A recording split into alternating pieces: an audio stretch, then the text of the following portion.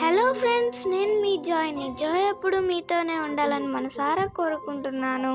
ఈరోజు మనం ఎంతో రుచికరమైన ఎగ్ ఫ్రైడ్ రైస్ని ఎలా తయారు చేయాలో చూద్దాం.